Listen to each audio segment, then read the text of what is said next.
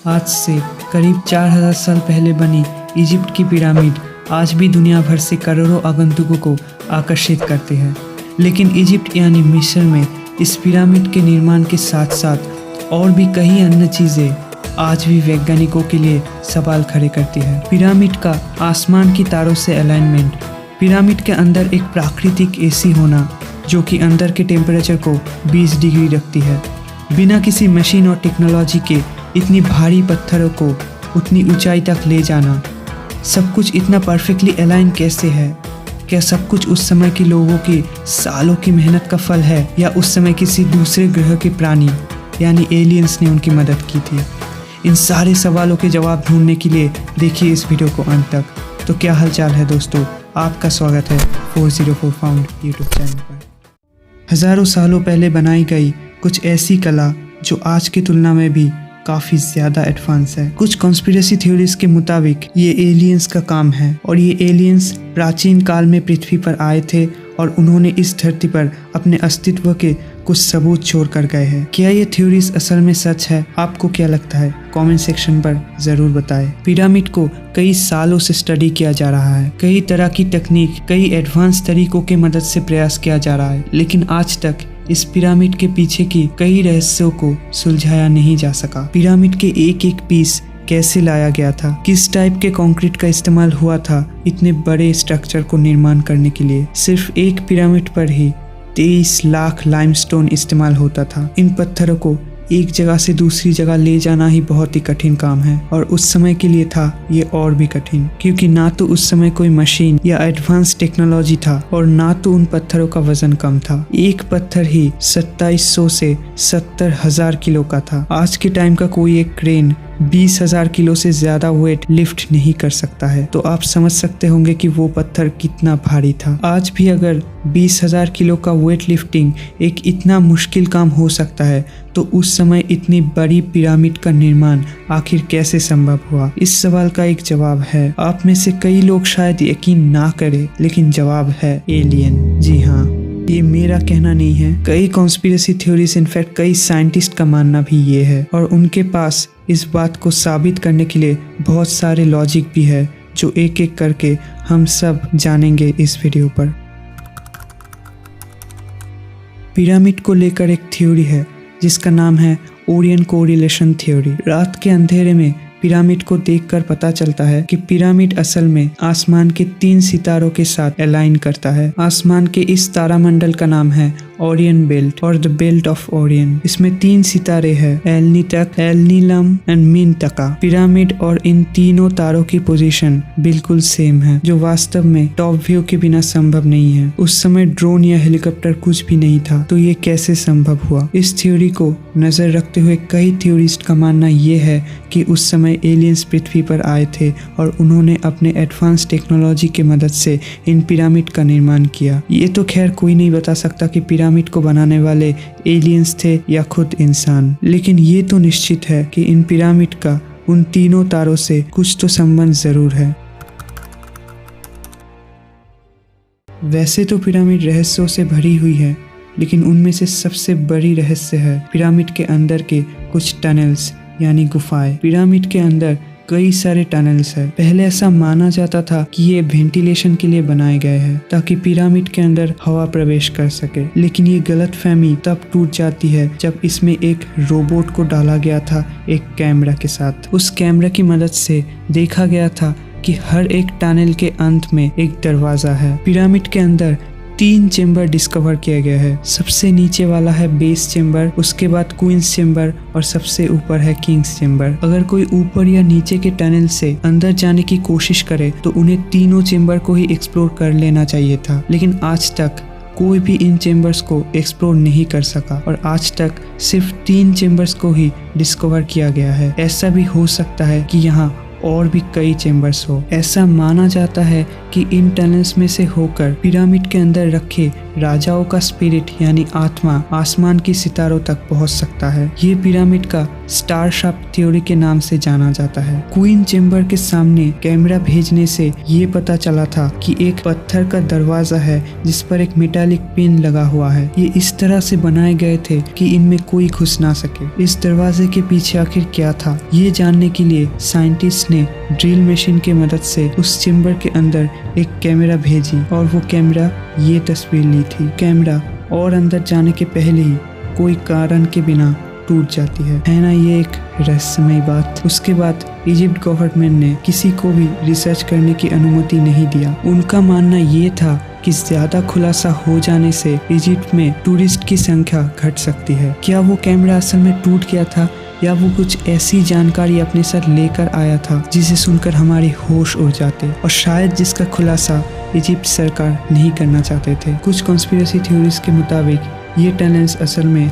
हमारी दुनिया को बाहरी दुनिया से जोड़ती है। कुछ कॉन्स्पिरेसी थ्योरीज ये भी कहते हैं कि पिरामिड बनाने का मकसद सिर्फ राजा या रानी के डेड बॉडी को प्रिजर्व करना नहीं, बल्कि उनका मानना ये भी है कि पिरामिड का कब्रिस्तान से कोई लेना देना है ही नहीं। आज तक हम यही जानते आए हैं कि इन पिरामिड को प्राचीन समय में फेराओ यानी इजिप्ट के राजा या रानी को दफनाने के लिए बनाया गया था। मोमी के बारे में तो हर कोई सुना है। एक सफेद कपड़े से किसी दवा के मदद से राजा या रानी के शरीर को पिरामिड के अंदर प्रिजर्व किया जाता था, लेकिन आज तक एक भी मोमी पिरामिड के अंदर नहीं पाया गया है। हाँ, ये एक सच है कि पिरामिड का जितना भी आज तक डिस्कवर किया गया है वहाँ से आज तक एक भी मॉमी देखा नहीं गया है। इस जानकारी को नज़र रखते हुए कई लोग ये सोचते हैं कि पिरामिड राजा या रानी के मकबर के लिए बनाया नहीं गया था, और ऐसा असल में हो सकता है कि कोई दूसरी कारण है पिरामिड को बनाने के पीछे। पिरामिड इतने परिपूर्ण कैसे है? क्या आपको ये पता है कि पूरी दुनिया के मध्य बिंदु पर यानी ठीक बीचों बीच इजिप्ट का पिरामिड है? ये एक संयोग हो सकता है, लेकिन अगर ये एक संयोग नहीं है तो उस समय के लोग ये कैसे पता कर पाए कि पृथ्वी का मध्य बिंदु यानी मिडिल पॉइंट कहाँ पर है? आज से 4000 साल पहले ये समझना बिल्कुल असंभव है। क्या ये एक संयोग है या उनके पास आज के समय जैसा टेक्नोलॉजी था? जिन पत्थरों से पिरामिड बनाए गए हैं वे साधारण पत्थर से कई गुना ज्यादा मजबूत है। साइंटिस्ट ने काफी खोजबीन की लेकिन समझ नहीं पाए कि ये असल में कौन से पत्थर है, और ये भी बताया कि ये देखने से तो लाइमस्टोन जैसा ही है लेकिन असल में है नहीं। ऐसा पत्थर दुनिया में आज तक कहीं नहीं मिला।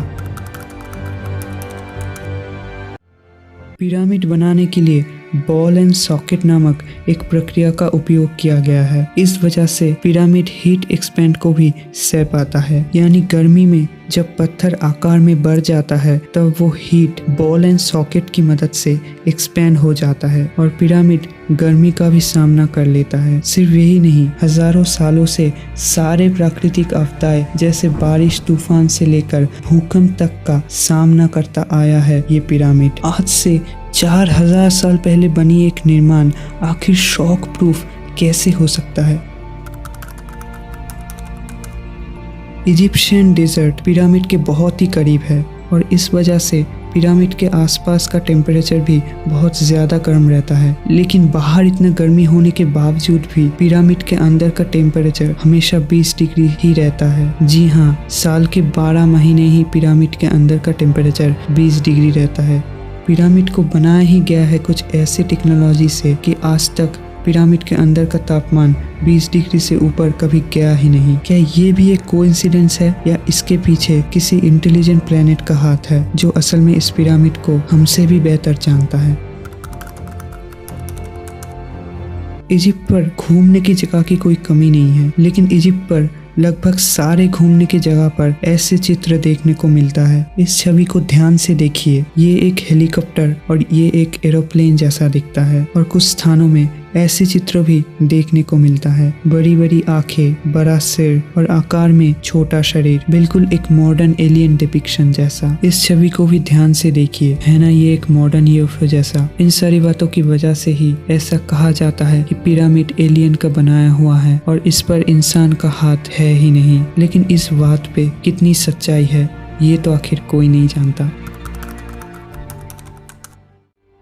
हर साल 21 जून पर सबसे बड़ा दिन और सबसे छोटी रात रहती है। इस दिन पर अगर रेड पिरामिड को देखा जाए तो वो कुछ इस तरह दिखता है, जैसे सिंह की मूर्ति और पिरामिड के बीचों बीच ऊपर सूरज हो। 4000 साल पहले इतना सब कुछ एक इंसान के लिए कैसे संभव हो सकता है, और वो भी बिना किसी एडवांस टेक्नोलॉजी के।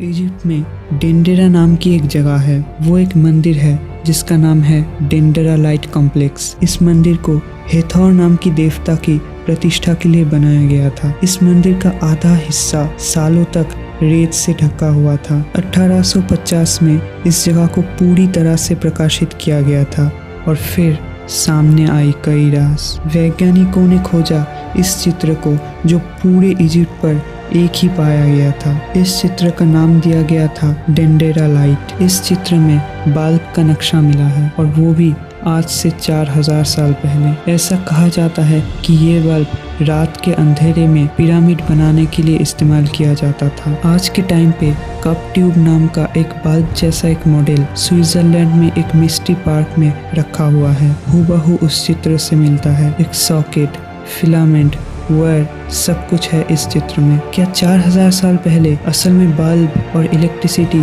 संभव थी?